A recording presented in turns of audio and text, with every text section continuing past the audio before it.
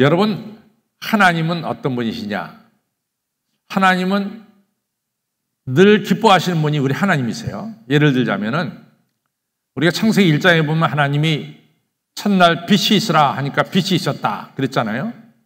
그리고 하나님께서 그 빛을 보고 기뻐하셨다 이렇게 말씀하고 있습니다. 또 셋째 날 이제 물과 육지를 갈라놓습니다. 그래서 바다가 생기고 이제 땅, 무시 생기고 산이 생기죠. 그 다음에 그 안에서 이제 생물들이 뛰어놀죠. 그것을 하나님께서 보시기에 심히 좋았더라 이렇게 말씀하고 있습니다. 하나님은 창조 때부터 하나님의 창조물을 보면서 기뻐하신 분이 하나님이십니다. 또 창세기 1장 31절에 여섯째 날이 다 끝나고 모든 만물을 창조하신 뒤에 하나님 보시기에 심히 기뻐하셨다. 하나님이 너무나 창조물을 보고 기뻐하신 분이 우리 하나님입니다.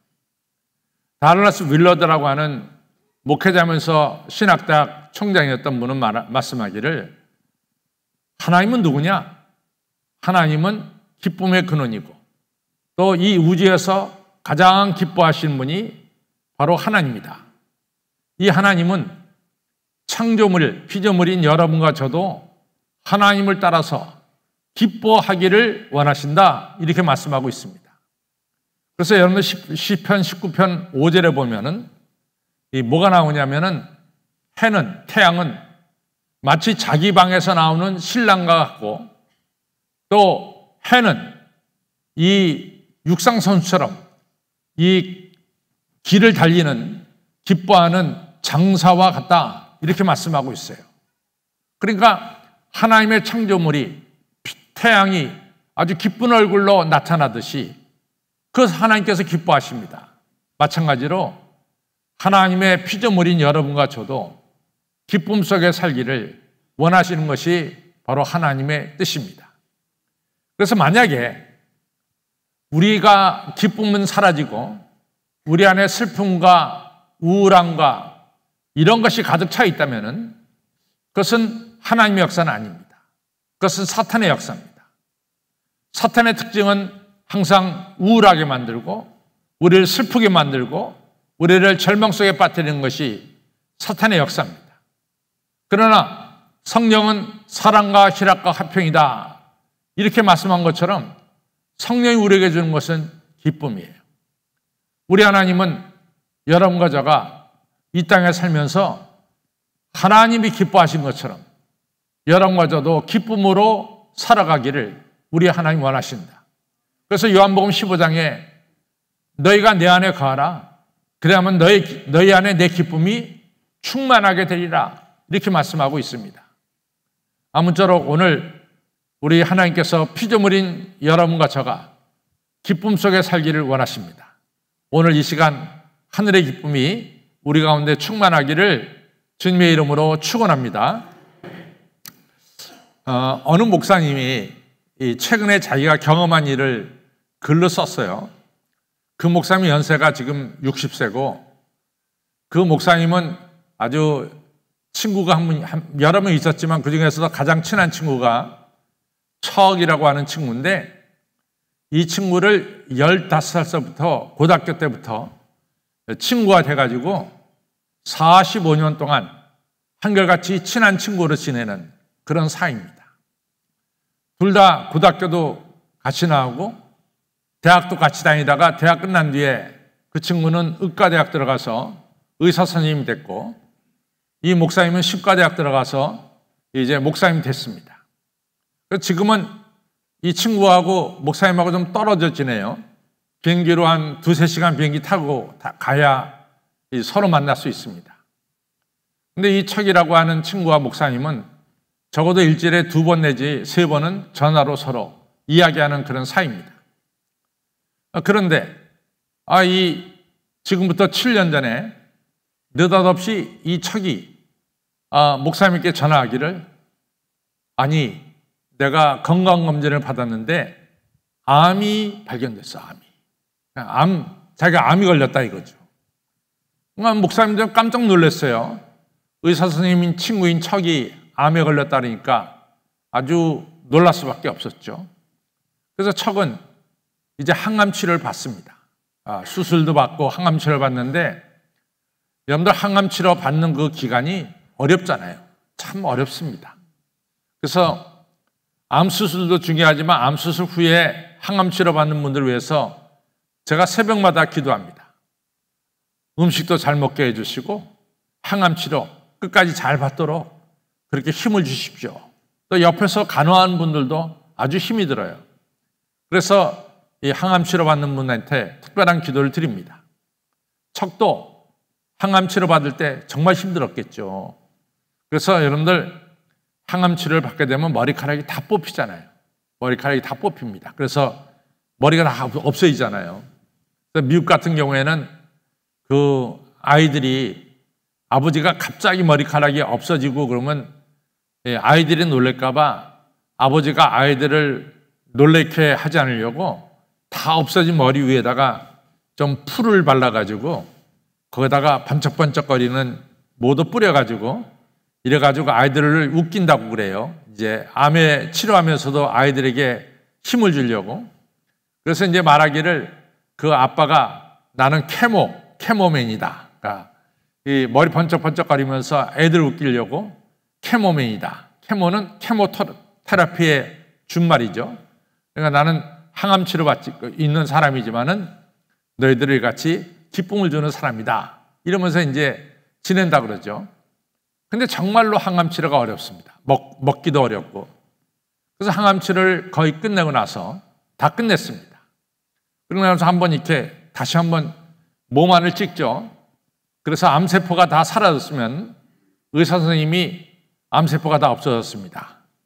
그러면서 앞으로 5년 동안만 이렇게 유지가 되면은 이제는 암에서 해방됩니다. 이런 이야기를 하게 되죠. 그래서 그 척이라고 하는 친구를 담당하는 의사 선생님도 척한테 항암 치료 끝나고 나서 다시 사진을 찍어놓고 암이 다 사라졌습니다. 앞으로 5년 동안만 잘 지내시면은 이제는 암으로부터 해방됩니다. 이 얘기를 남겼어요. 그러니까 척이 너무 기뻐가지고 자기 친구 목사님한테 전했어요. 야, 내가 글쎄 암 치료 다 끝났어. 그리고 암세포가 다 사라졌다 그래. 그러면서 기뻐하는 것을 아주 자기 기쁨을 다 표현했어요. 목사님도 같이 기뻐했습니다. 야, 정말 잘 됐다. 너 정말 수고했다. 이제 암세포 살았으니까 이제 건강하게 살아라. 이렇게 이제 서로 덕담을 주고받고 지냈습니다. 근데 이 암 치료 끝나고 나서 6개월 뒤에 다시 병원 가서 다시 한번 이제 검사하죠. 그동안 6개월 동안 어떻게 됐는가 이걸 보러 가잖아요. 근데 그 6개월 지났는데 그 검사하러 간다고 이제 친구가 그랬는데 그 다음날 새벽에 목사님한테 전화가 왔어요. 친구가 울면서 얘기합니다. 이봐, 내 몸에 암이 다시 생겼대. 암이 다시 생겼대. 이러면서 우는 거예요.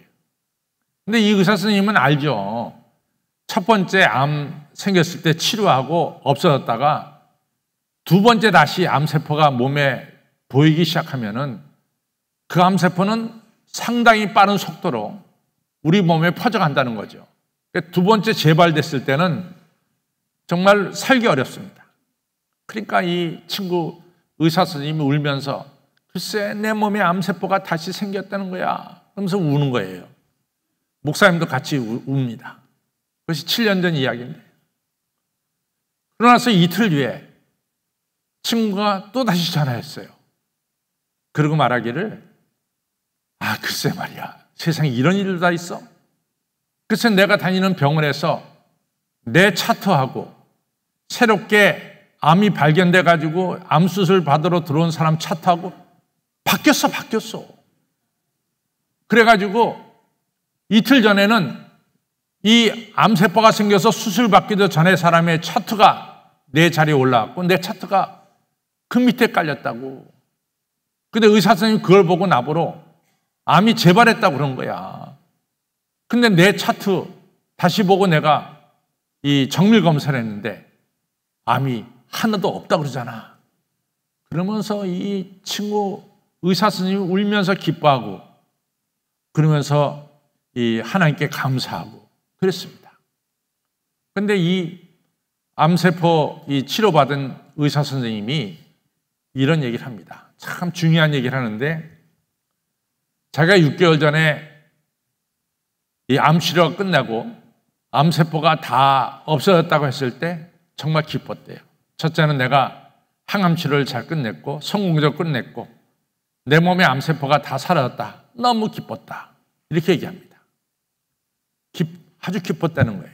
근데 두 번째, 6개월 뒤에 이 차트가 바뀌어서 자기가 암이 재발된 줄 알았다가 그것이 잘못된 걸 알고 다시 검사했을 때 암세포가 하나도 없었다는 소리를 들을 때는 기쁨도 기쁨이지만 너무 하나님 은혜에 감사했다는 거죠.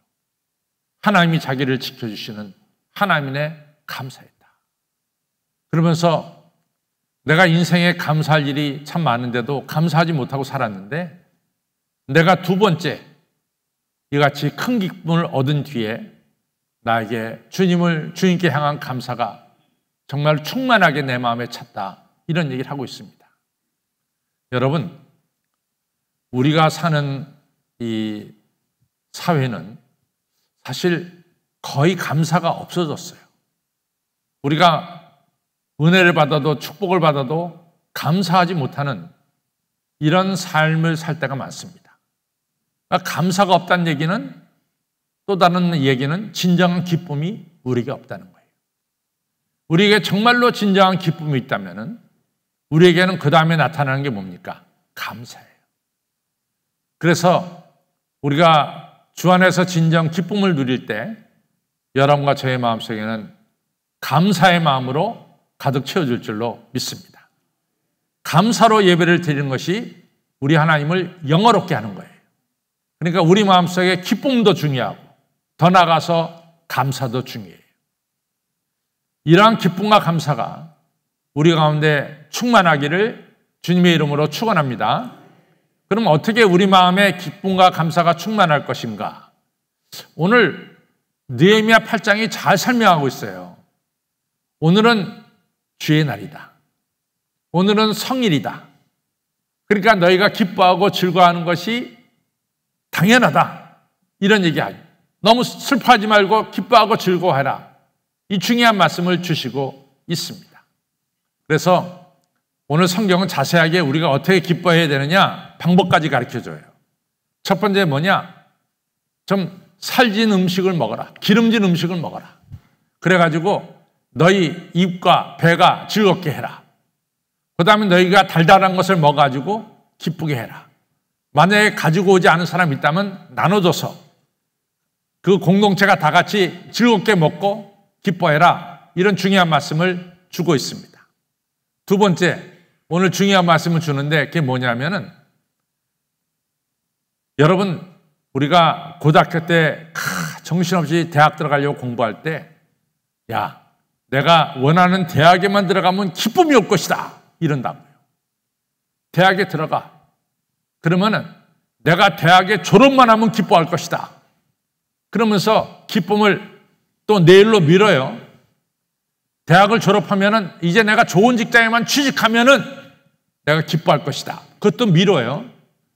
또 내가 결혼만 하면 기뻐할 것이다. 미뤄요. 기쁨을 자꾸만 내일로 미루는 경향이 있다고요. 그렇죠? 근데 오늘 성경은 뭐냐? 오늘 기뻐하라는 거야.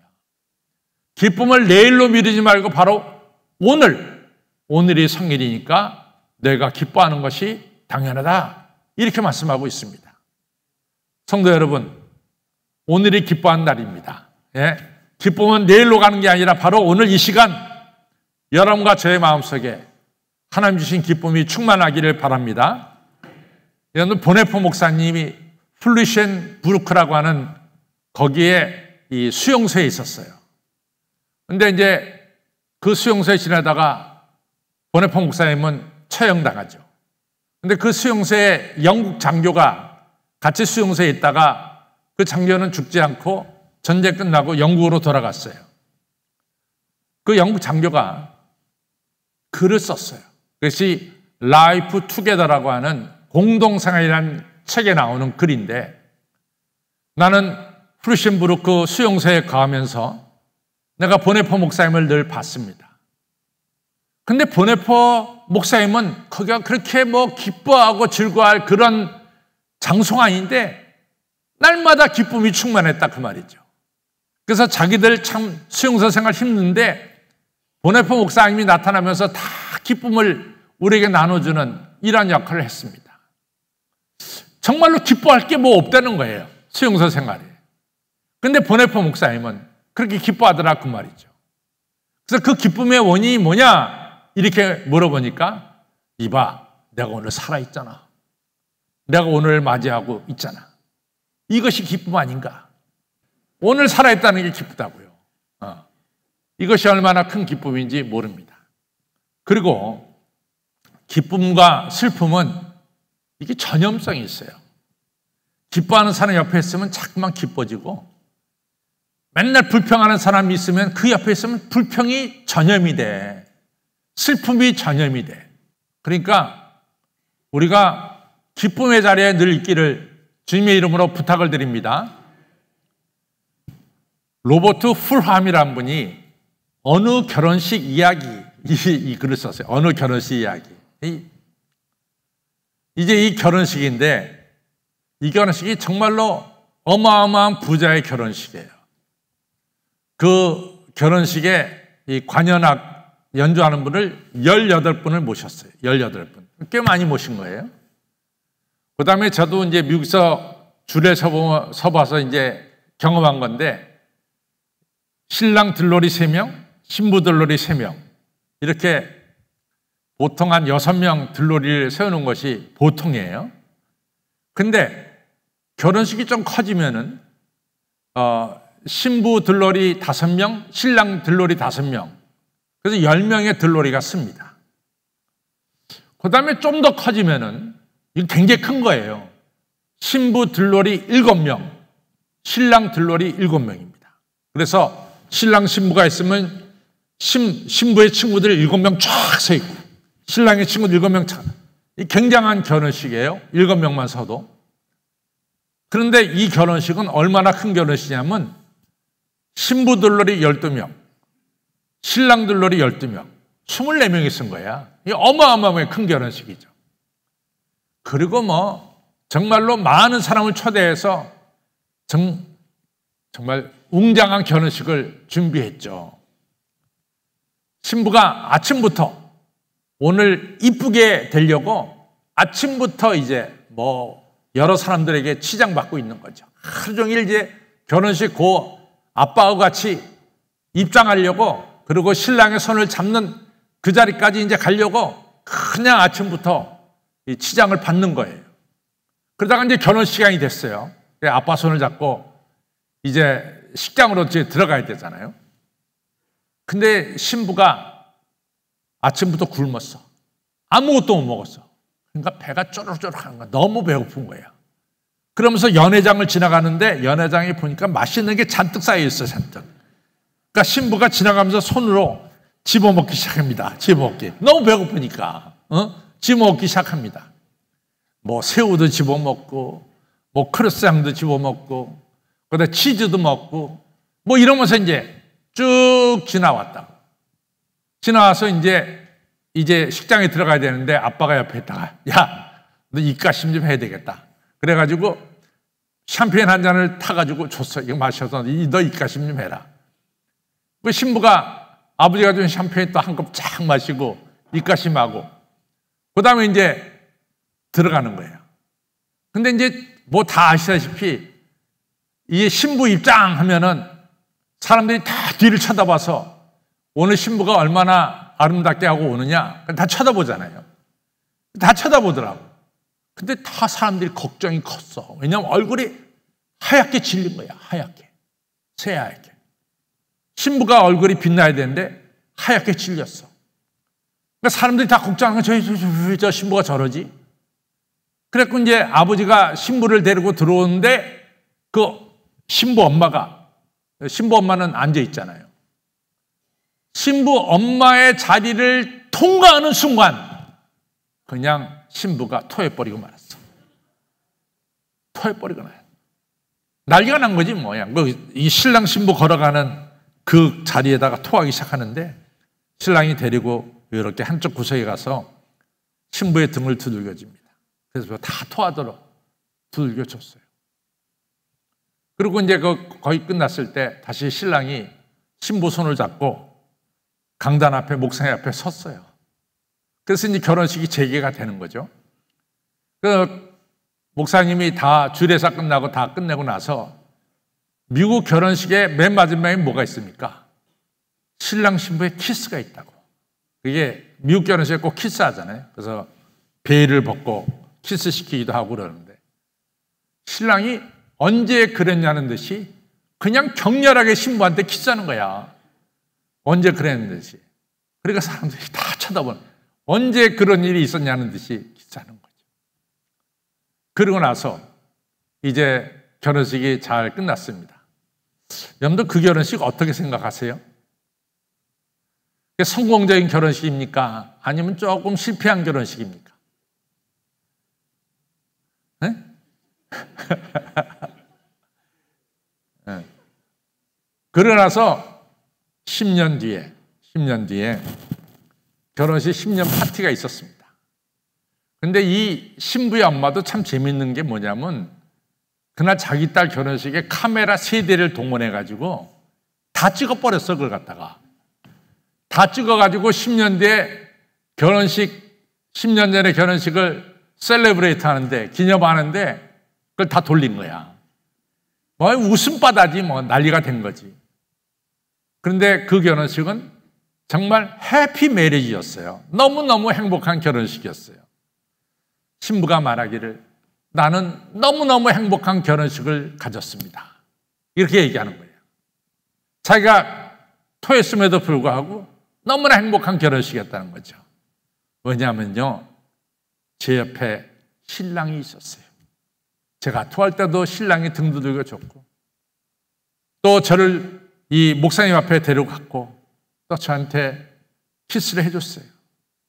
제 옆에 신랑이 있었기 때문에 그 결혼식은 행복한, 너무나 기쁜 그런 결혼식이었습니다.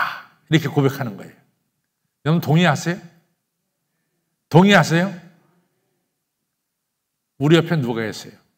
신랑 대신 예수님이 계시잖아. 신랑 대신 누가 계세요?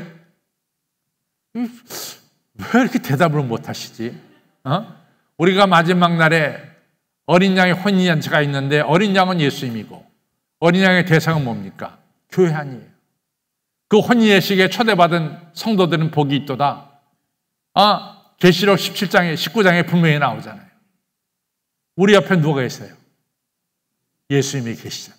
예수님 뭐요? 기쁨의 근원이고 행복의 근원입니다.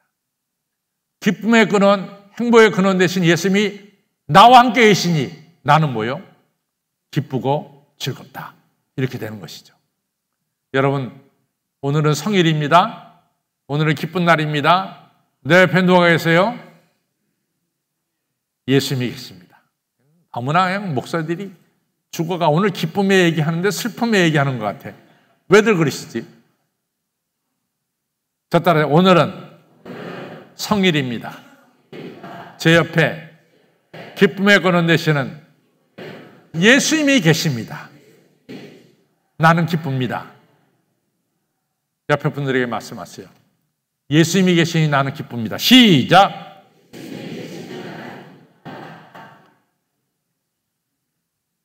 오늘 기쁨으로 살아가시는 오늘 하루가 되고 10월, 11월, 12월이 되기를 주님의 이름으로 축원합니다.